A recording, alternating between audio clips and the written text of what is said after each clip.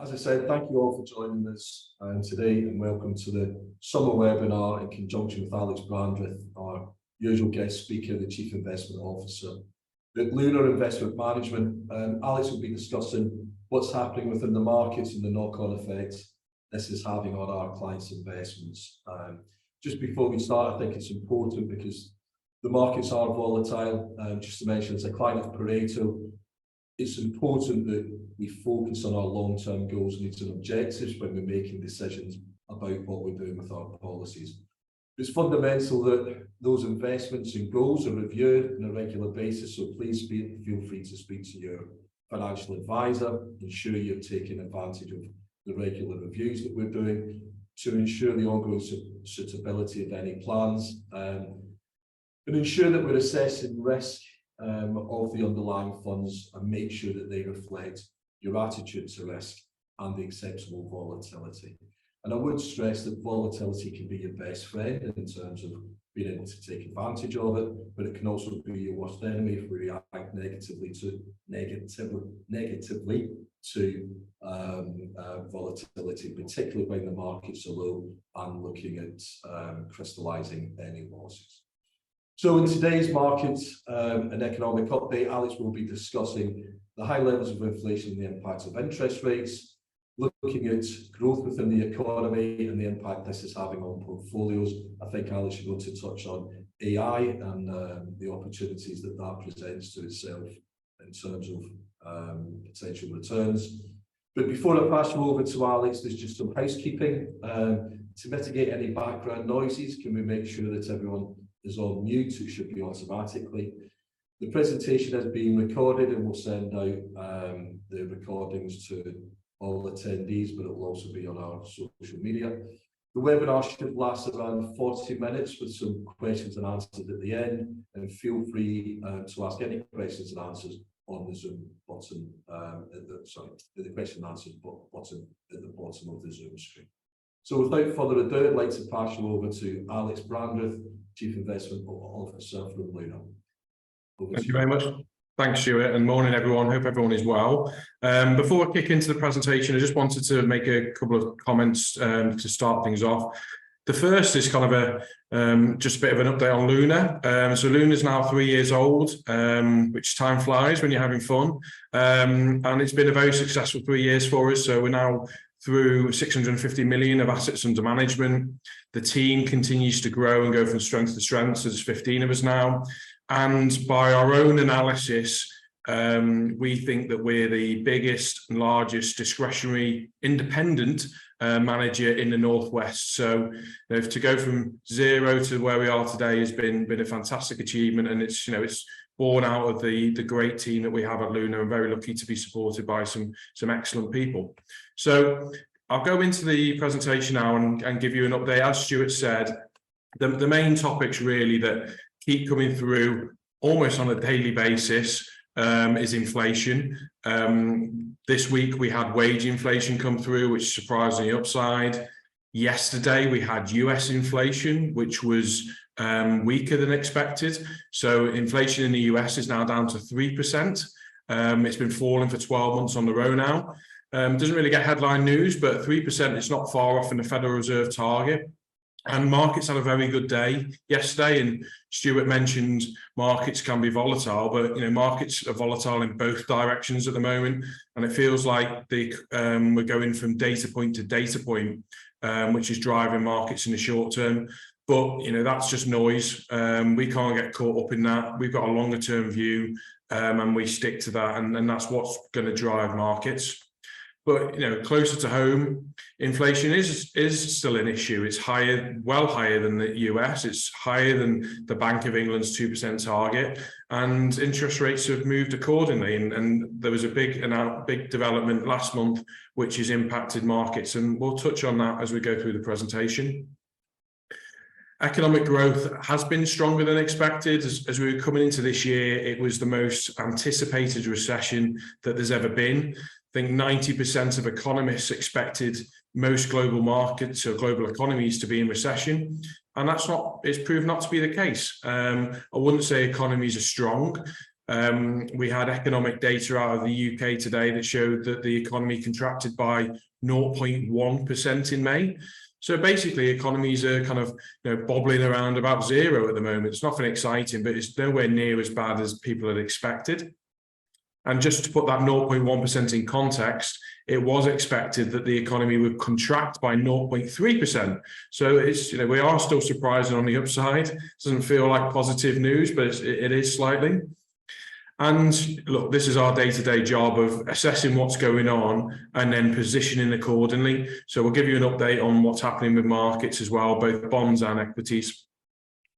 So inflation, this goes back to January 2021. You can see the steady increase in inflation that we've had over the last 2 years.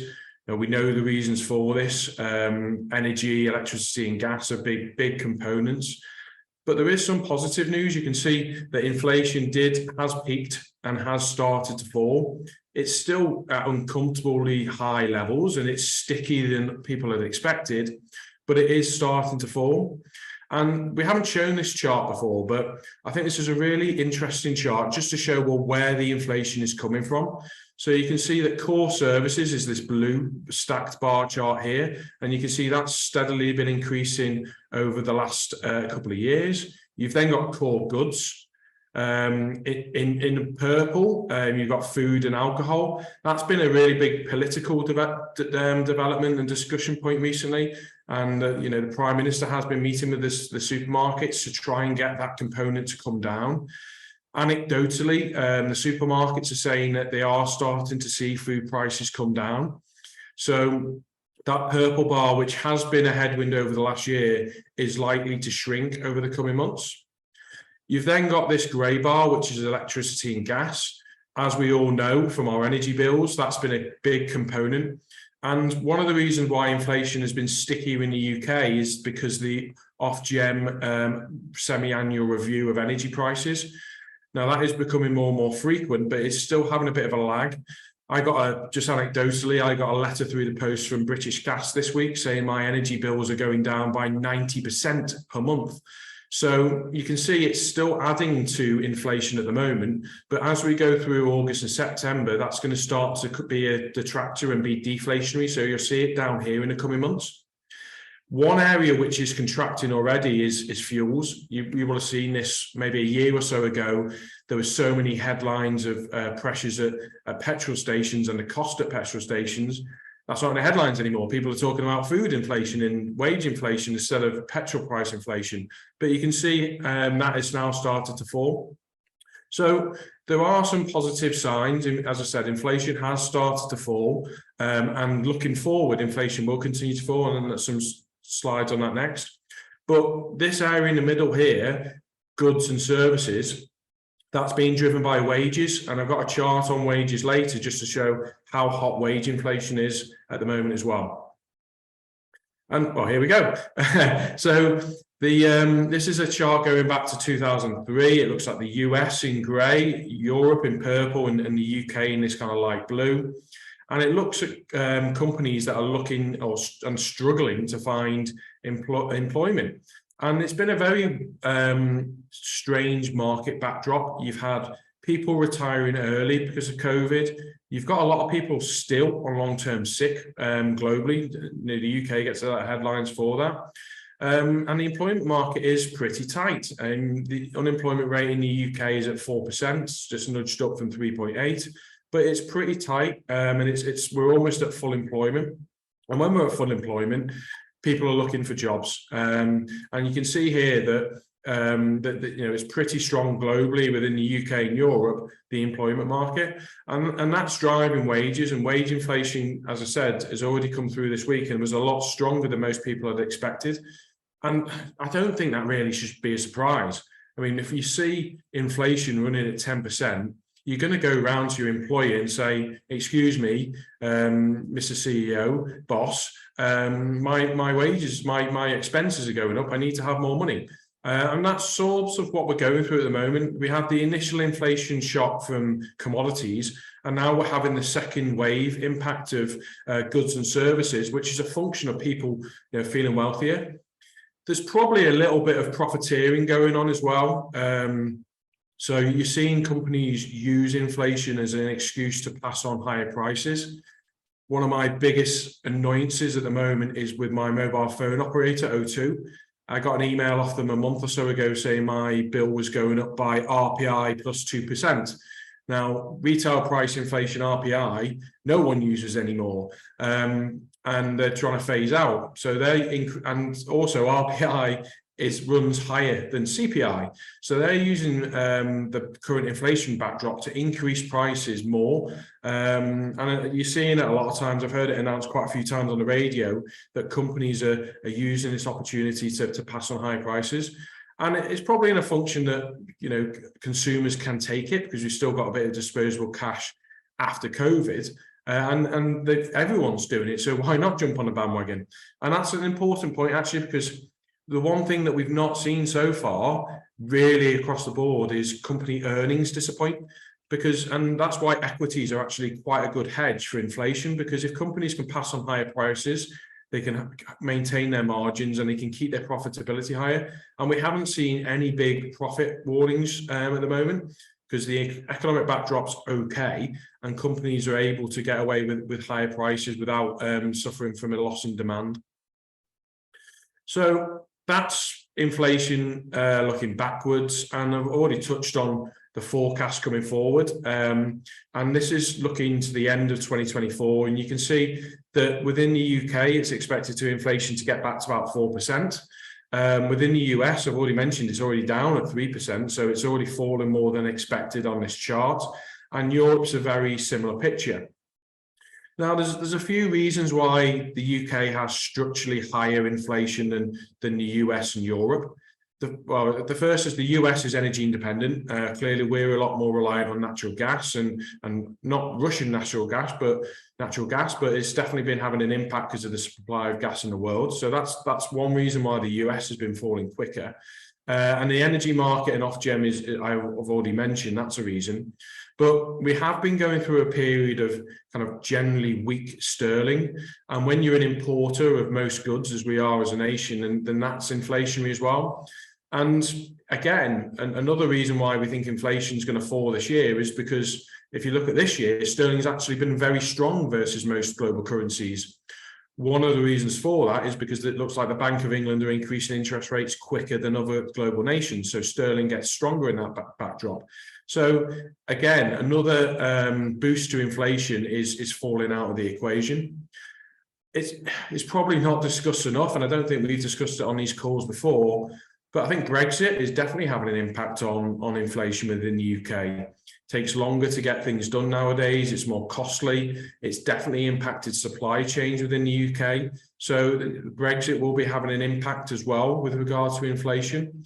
So there's been a number of reasons why the UK has been higher, but you can see there that it is expected that the numbers will continue to fall. Energy is still a positive. That'll be falling out the numbers in the coming months and turn to deflationary. Sterling's been a bit stronger this year. That's deflationary.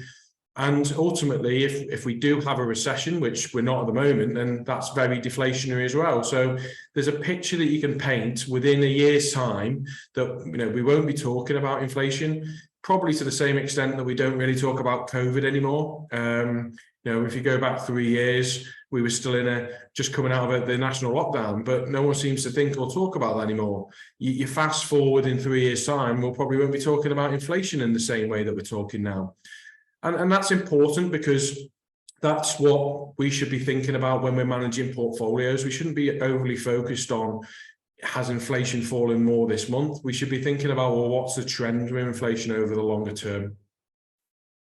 Now, as I mentioned, the Bank of England surprised everyone last month by increasing interest rates by 0.5% and taking interest rates back to 5%. It was a little bit of a surprise because everyone had expected a 0.25% increase, which they'd done at the last two meetings, as you can see at the end of this chart here, just here. But with the expectation within the bond market now is that interest rates get to about 6%, which was the peak that we got to just before the financial crisis. If it gets to 6, if it gets to 6.5, I think in the grand scheme of things, it doesn't really matter now. A lot of the heavy lifting has already been done.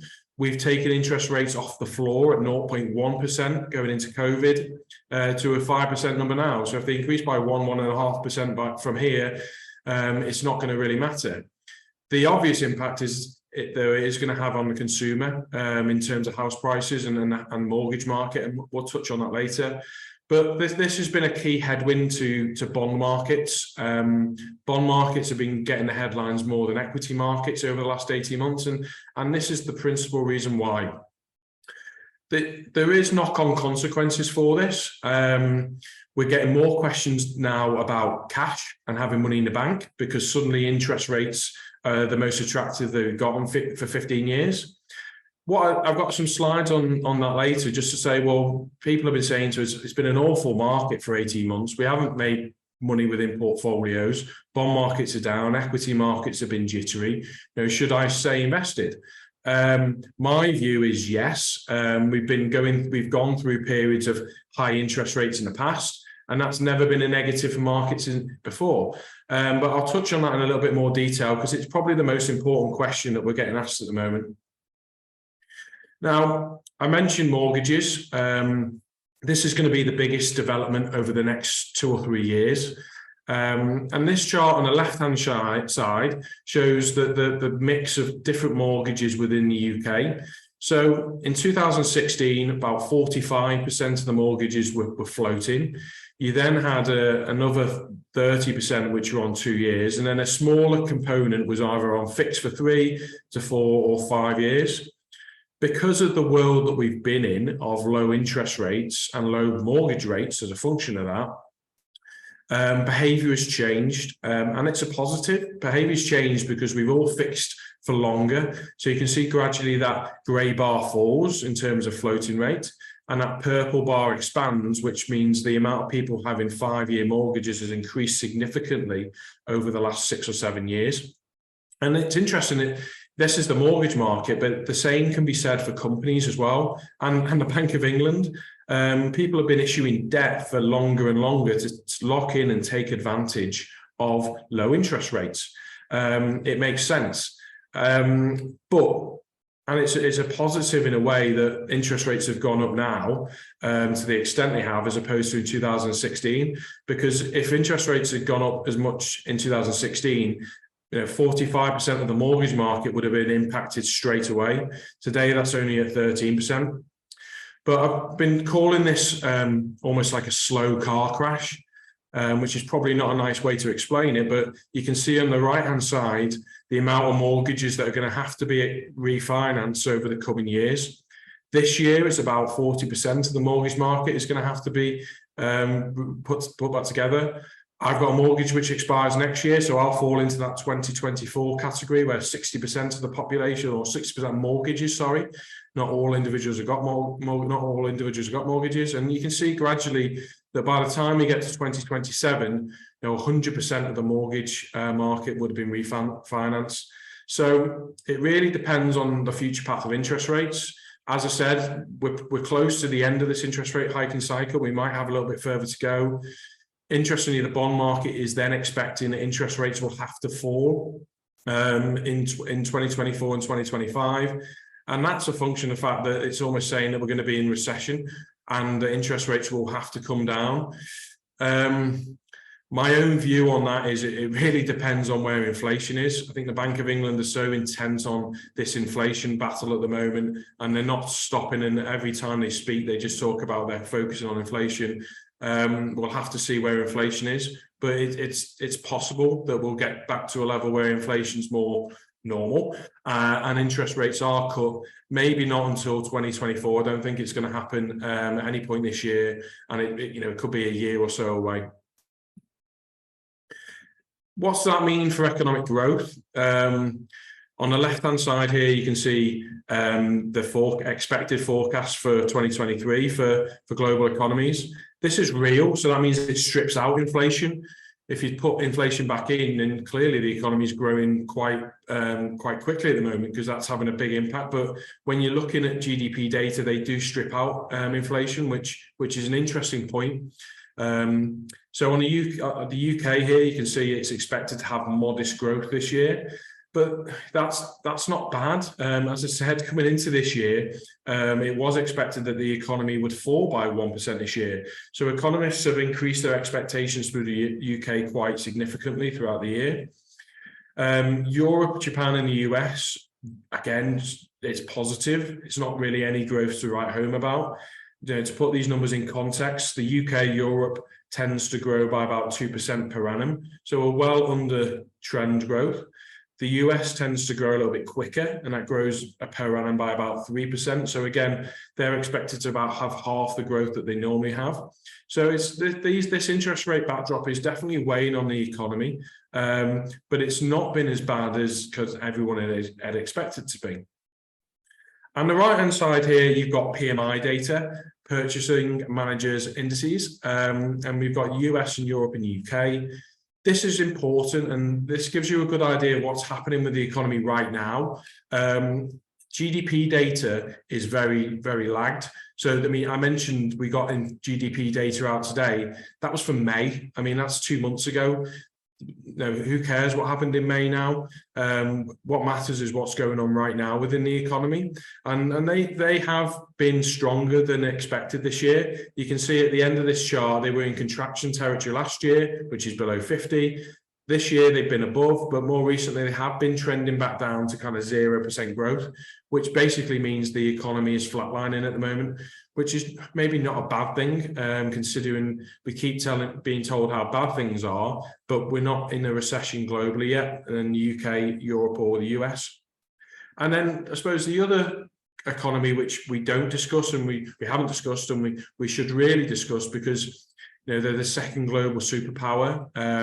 What happens in China now matters for the UK equity market, for the global equity market, because so much of what is produced is out of China, and also the Chinese are becoming a growing consumer. And Chinese growth has been weaker than expected this year. Everyone was expecting that they'd come out of COVID and they'd really start to accelerate. But there is issues within the Chinese economy, within the property market, etc. So it's not been smooth sailing. And we've been talking about it for a while, but we are still seeing this kind of deglobalization, this reshoring, which is taking jobs out of China. Goods are not being produced as much in China, and that's certainly having an impact. There was export data released today with China, which was again weaker than expected. So it's definitely having an impact within the Chinese economy at the moment. So that's what's going on in the world. As I said, what matters is what's going on in markets. And I've focused on 3 years here. One, because as I said, Luna started 3 years ago. But also I think it's kind of a long enough time period now to reflect what has happened. And I can maybe just touch on some of our positioning and the changes that we've been making in portfolios at this point as well. So in blue here, you've got the gilt market, the Bloomberg Sterling Gilts market. And over the last 3 years, it's fallen by 33%. Now, if you go back 3 years ago, as I said, we were just coming out of lockdown. You could buy a 10-year government bond at 0.5% for 10 years. I mean, when we started Luna, that looked absolutely ridiculous to us. And we were guaranteeing to lose you, our clients, money after fees. You put inflation on that, you're guaranteeing to make a negative return. So when we started Luna, we purposely had a very, very low allocation to government bonds. The next asset class on here, which we had a little bit more of, but we still didn't have a lot of, is corporate bonds. That's that kind of maroony line. And you can see there that they've fallen by around 22%. Now, interestingly, down here was the low after the infamous mini budget that we had with Liz Truss. And you can see the impact that had on the UK bond market very quickly.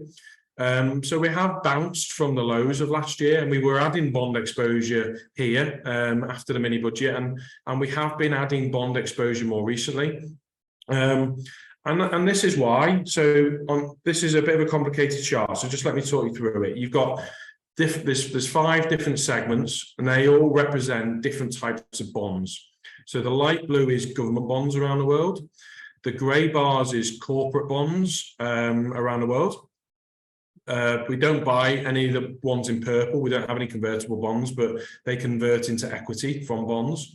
You've then got higher yield bonds. They're smaller companies where they don't have the highest credit rating. And then emerging market bonds in that kind of green colour there. So the bar chart represents where we are today, so the yield that we're at today, and the diamond represents where we were 18 months ago at the beginning of 2022. And you can see on this chart, nearly every single bar is above the diamond. And that means that today you can get a more attractive return than you ever have done, and than you had 18 months or so ago. And that's because as bond prices fall in value, yields go higher. And yields have to go higher because interest rates go higher. Interest rates go to 5% and you've got a government bond yielding 2%, then you're just going to put money in the bank. Whereas you'd expect a government bond to have a premium, a higher yield to what interest rates are doing. And that's exactly what's happened. And because interest rates have gone up, it's repriced every single asset class. The bond market was the first to move. The equity market has been impacted by this. Technology within the US has been particularly been impacted by this. But where we sit today, we're finding more opportunities within bonds. We can buy a bond which is yielding 5% at the moment within the UK. That's very attractive. And there's also some tax benefits from buying government bonds as well. Most government bonds in the UK today are priced at 90p in a pound. That 10p that you're going to make as that bond matures is tax-free. So one of the questions that we're getting, as I mentioned earlier, is, well, should I have money in the bank? Well, you're going to get taxed on the income that you're getting paid for money in the bank. Whereas if you're buying a government bond, that's the capital growth that you're going to receive is tax-free. So there's definitely some tax benefits from buying government bonds. And some of the changes that we've been making within portfolios more recently. But because government bonds are repriced, you then expect corporate bonds to be repriced because there's more risk in a Tesco or a Sainsbury repaying their debt than there is in the UK government. And we can buy a corporate bond, from the likes of Tesco and Sainsbury's, etc., which is given a yield of around 8%. So it's actually slightly higher than on this chart. Now, 8% is the long-term returns from equities. So you're getting equity-like returns from bonds. And we're not talking about 20 or 30-year bonds here. We're talking about 2 or 3 year bonds. So again, corporate bonds, if you're willing to take a bit more risk and you're comfortable that the companies you're selecting don't have a lot of debt, because that's clearly important as they come to refinance. But as I mentioned, companies have been extending the length of their debt, then we can get more attractive returns from corporate bonds. And so on with emerging market bonds and high yield. So back to that question, is it worth investing in markets right now? Well, clearly, if you've been invested over the last 18 months, it's not been a positive, enjoyable ride, and we're very conscious of that.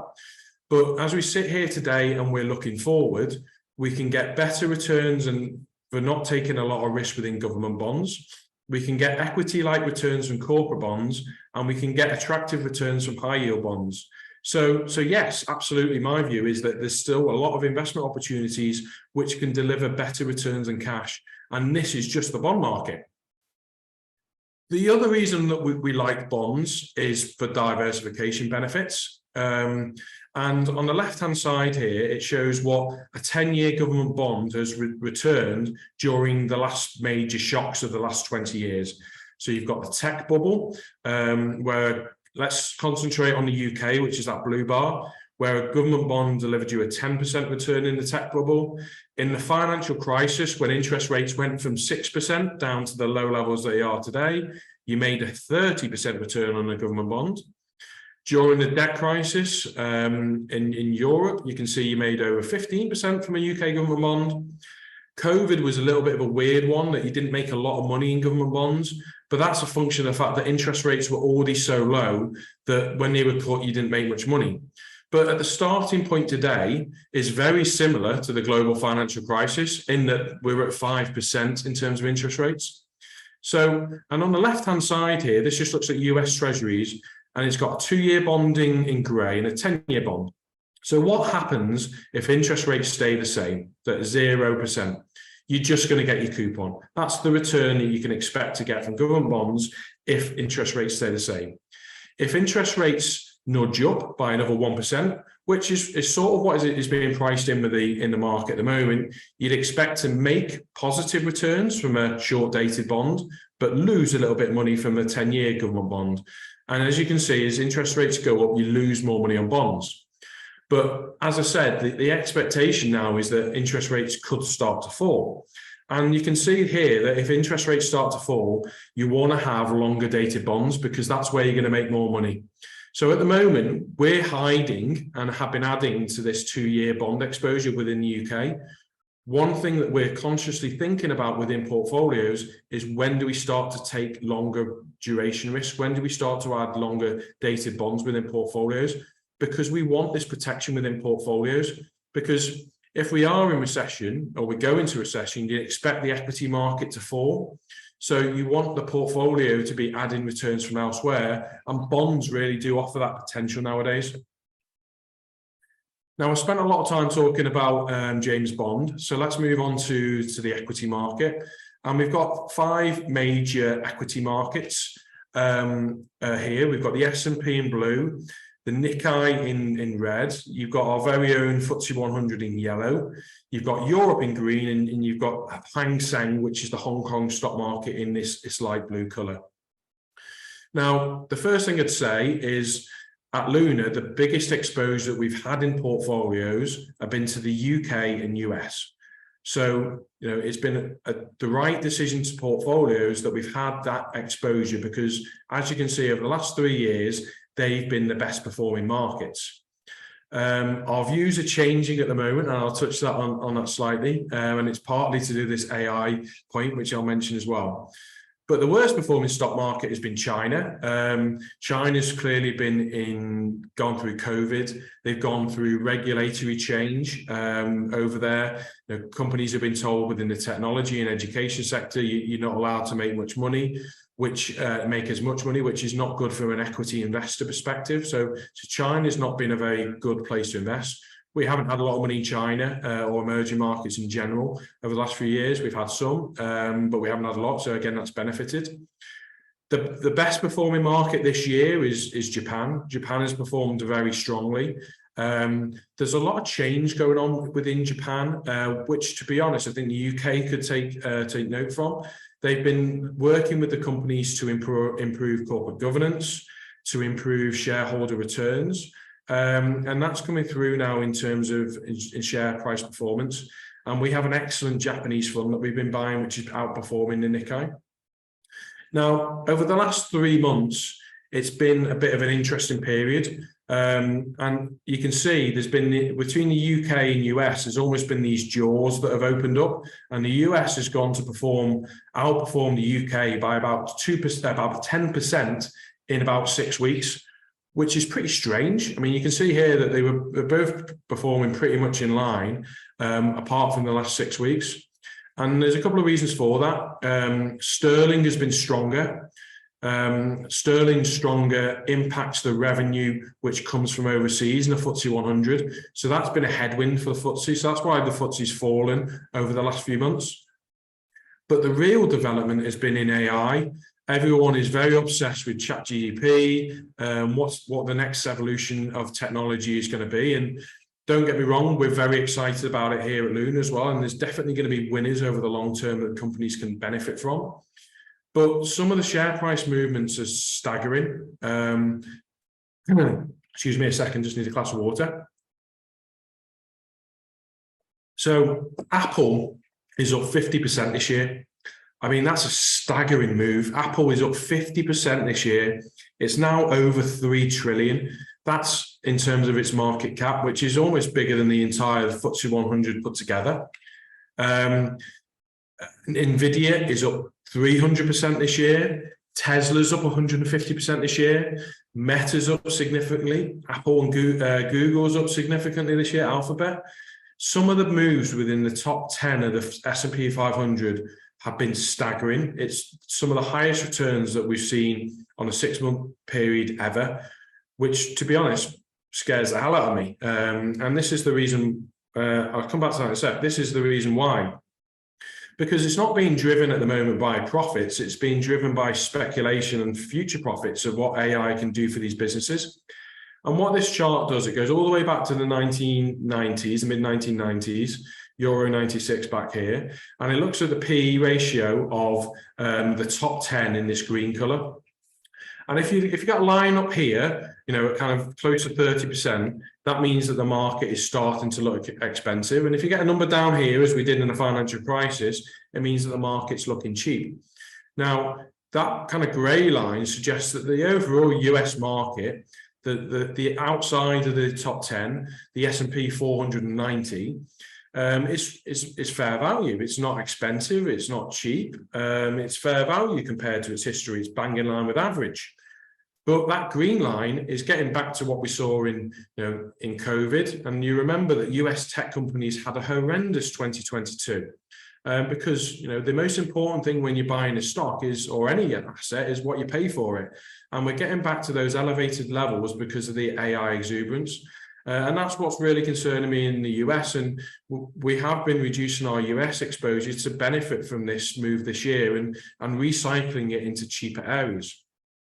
So I just want to touch on how the markets look globally, and that's that right-hand chart here.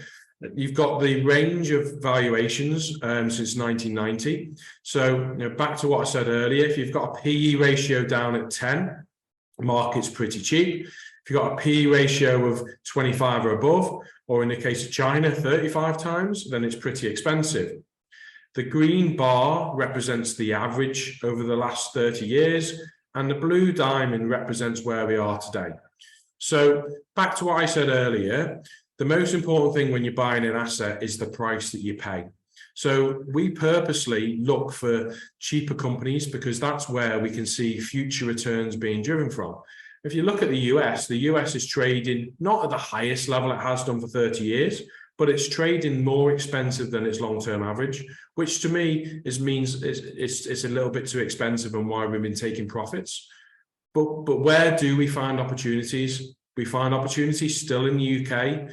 The UK now has been hated as an equity market for 7 years because of Brexit, because of the amount of political change. I think if you go back 10 years, the UK would have been regarded quite highly. Maybe that's a speculative comment to say, but wouldn't from the external world. The UK had its act together.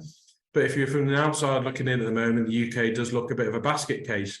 And that's certainly been reflected within UK valuations, whether that be sterling or the stock market.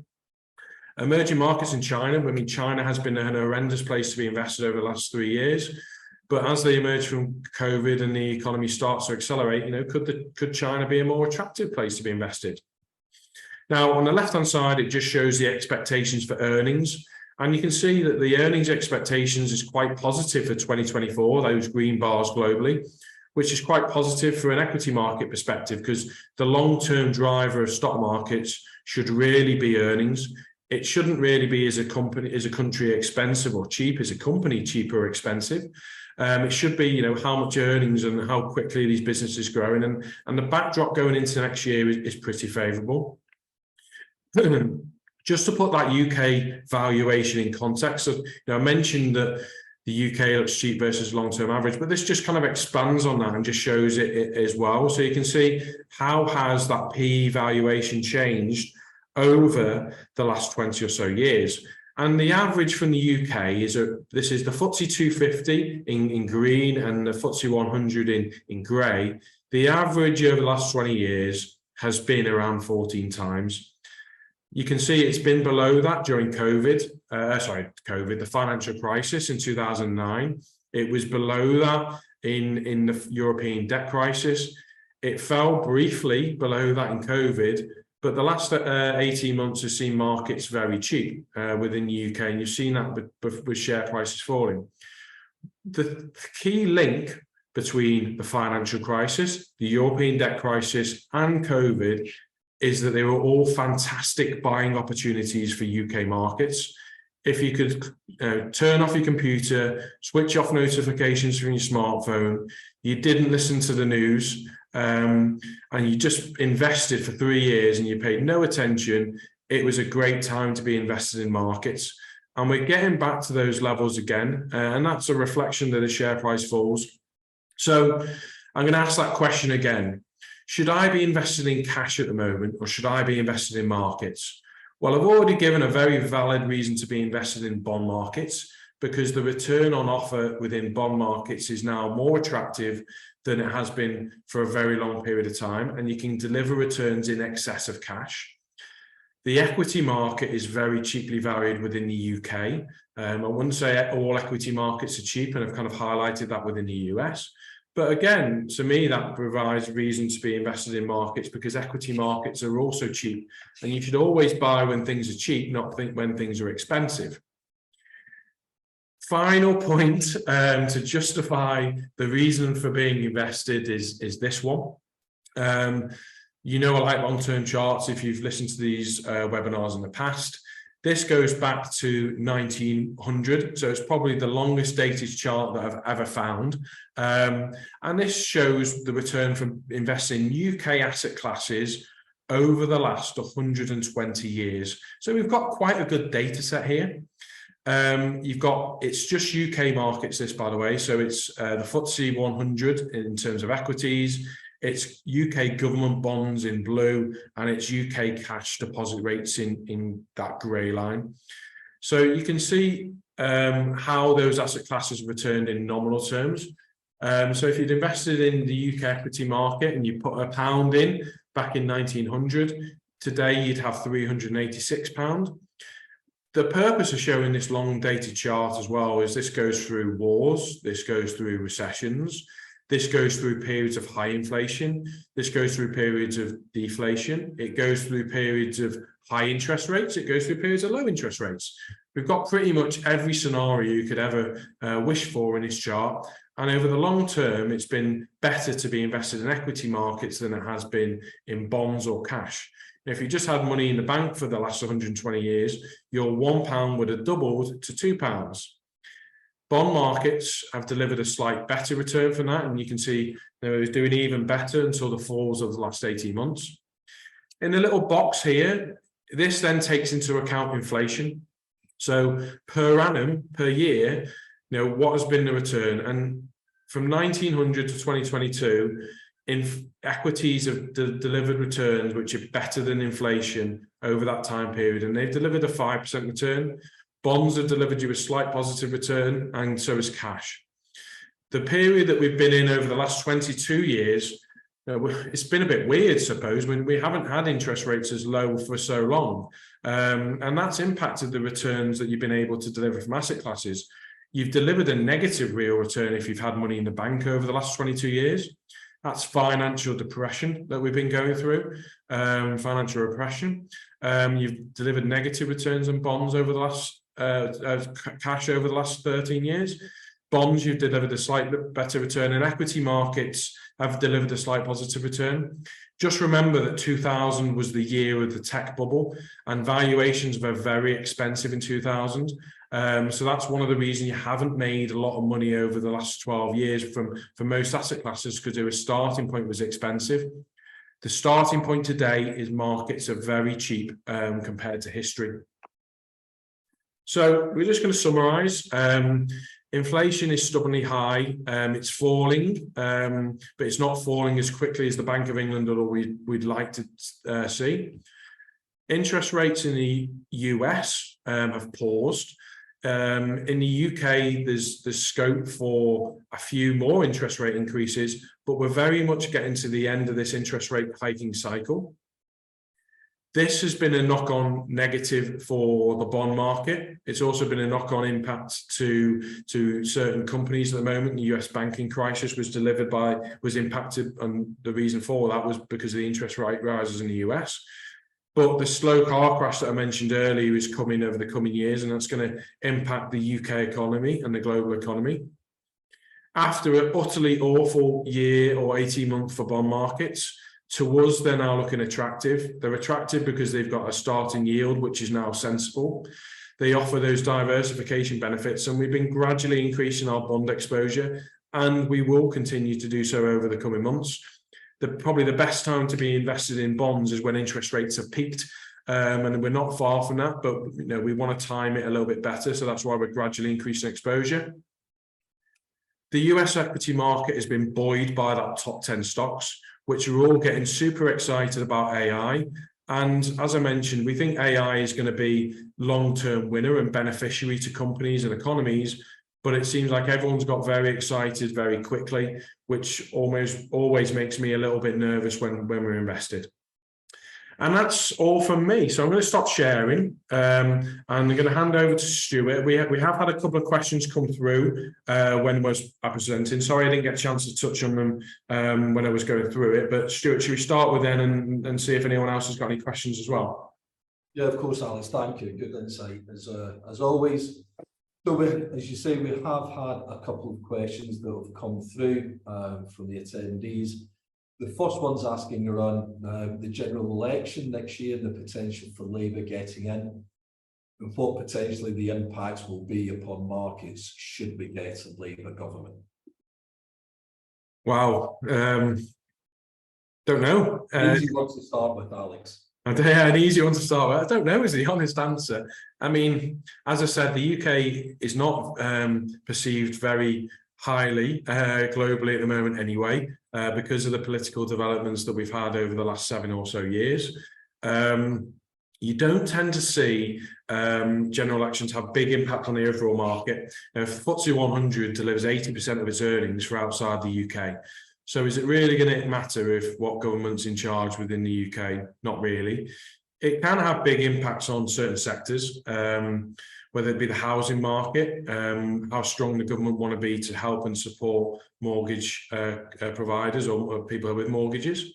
It tends to have a big impact on utilities as well and companies like that. So there might be an impact on those type of businesses. But broadly, general elections have never really had an impact on markets, and you could argue there's a hell of a lot of bad news already priced into UK assets, whether that be sterling, whether that be the UK market anyway. So I think there will be an impact, but it's going to be very minor, and it's not really anything that we should be too concerned about, or you should be too concerned about. I think it's probably safe to say that the existing Conservative government are quite centralist anyway with their economic approach. Yeah, there's also not a lot anyone can do because of the high levels of debt that we have. It's not like you can go on a big spending spree to support the economy. Anyone coming in now has very much got their hands tied. It's going to be small changes at the margin to try and get political votes, but there's not a lot that can be done to really move the economy in any direction, really. No wiggle room. Sadly. Secondly, another question. With the increase in interest rates, they potentially haven't hit customers yet.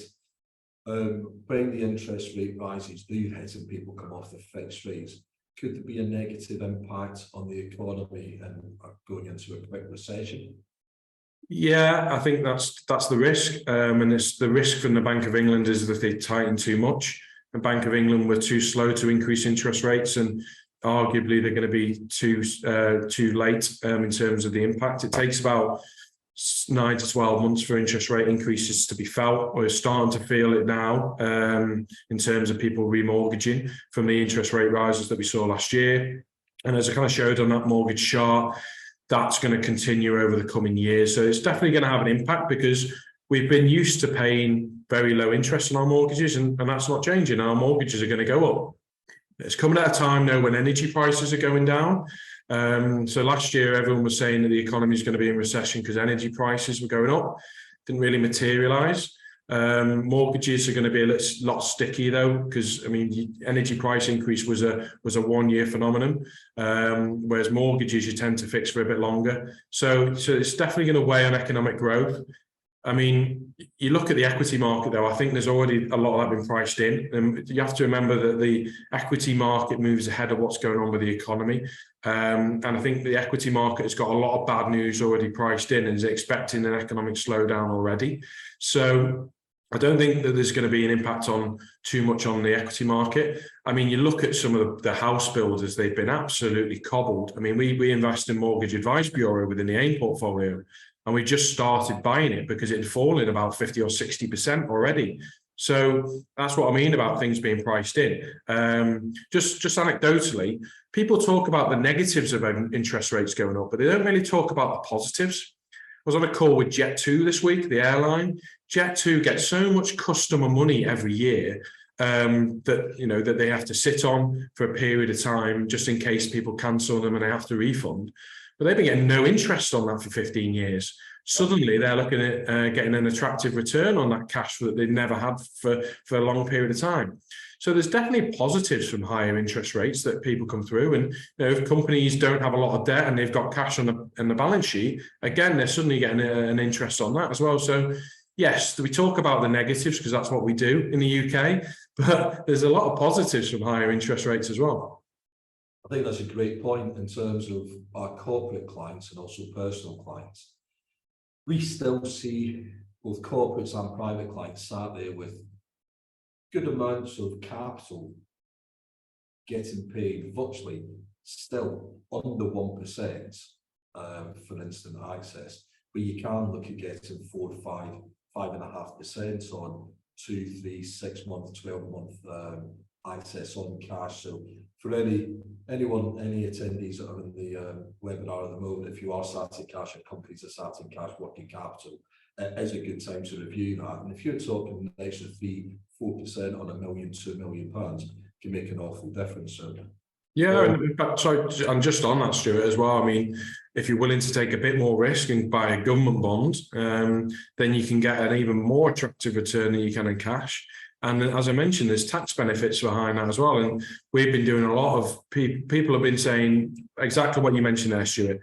Should I have money in cash? Should I have money in money markets? And we're saying, well, actually, think outside the box and buy a government bond. It's been horrendous for the last 18 months, but the returns and the tax benefits certainly outweigh any negatives looking forward. And how liquid are they, Alex, just for the attendees? Oh, they on a daily basis, you're not tied. Government bonds are the most liquid asset class in the world because there's a lot of them and they settle T+1. So if we bought it today, it settles in your account tomorrow. Equally, if we decide to sell it today, we can sell it tomorrow. And look, I mean, Luna has grown significantly over the last 3 years, but we're never going to be in a situation where we own 5 or 10% of a UK government bond because they're so widely held by pension funds, etc. So our ability to get in and out of them, and that's the same with equities as well, is excellent. One of the key benefits of Luna is our size and our flexibility in our approach. Okay, good. So we'll just move on. Another question, I'm conscious of time. Are there any signs of wage inflation easing or slowing down? It's a great question. No, is the honest answer. Wage inflation exceeded expectations this year in the UK this week, sorry. And I suppose the reasons for that is because we're still seeing high CPI. As long as CPI stays higher, then you're going to keep going to your employer and you're going to keep knocking on the door asking for more money. The strikes in the UK probably don't help. We've got one at the moment with junior doctors, which is the longest in the NHS's history today, a 5-day walkout. And they're asking for a 35% pay rise. So that, I mean, it's still coming through and it's still going to have an impact. What I would say though is you just need to look across the water to the US. So the US inflation has fallen from 9 to 3%, as I touched on.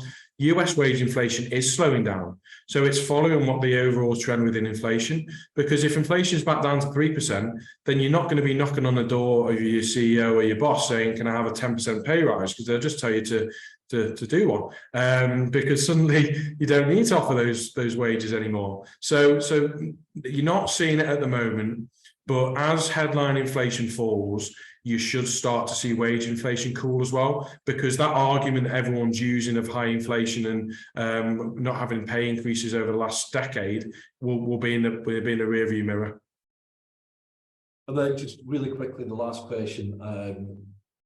There's been a major issue, with the lack of growth in the FTSE 100 over the last 15 years. I think whoever's asked that is talking about point to point. Where can you see the FTSE 100 growing if we're going to get some growth going forward?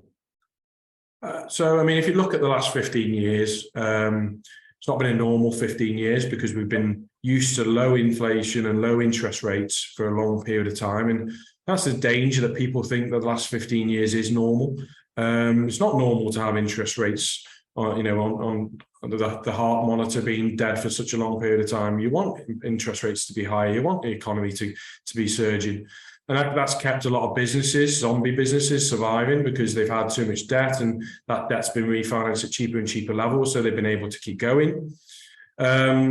If you're talking about an equity valuation point, this is a bit boring, and I apologise for that, but people value companies off a discount rate, and if interest rates are lower, discount rates go lower, and that means the company valuations go higher, and that's what's been happening in the US. Companies that don't earn any money yet, but they can do in the future, have been increased in value because of this lower and lower discount rate. So that's certainly been a positive. And the other big development over the last 15 years is the use of technology. I'm not blind to that. And the earnings that the big US tech companies has been staggering. I mean, the margins they make, the profitability they make is unheard of. You're not meant to see big companies like this make as much profits, but they have been. So fair play to them. And, it's been, the US has been a very strong place to invest. Whereas the UK, where it is commodity based, oil, miners, etc., lots of financial institutions, not really been the place to invest over the last 15 years after you're coming after a financial crisis. No one's been invested in new oil or mining companies either. So that's been the main headwind within the UK. You could also argue now that the UK listing and the desire to list in the UK is waning. There's more and more companies that are leaving the FTSE to relist in the US. There's companies like ARM that decided they don't want to list on the UK anyway. So it's definitely having an impact as well, like on a credibility about the UK. That being said, though, I mean, everything's got a price. And the most important thing when you're buying a security is what it's priced at. And today, as you know, hopefully you can take from the presentation, is the UK is very attractively priced. So the best opportunity of looking forward and returns over the next 10 years is what you pay for, and the UK is one of the best places to do that.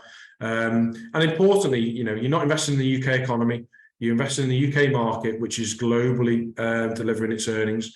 So it doesn't matter where a company is really listed, it matters what that company is doing and the profits they're delivering. And there's tremendous opportunities within the UK equity market to deliver positive returns looking forward. And I think that goes on to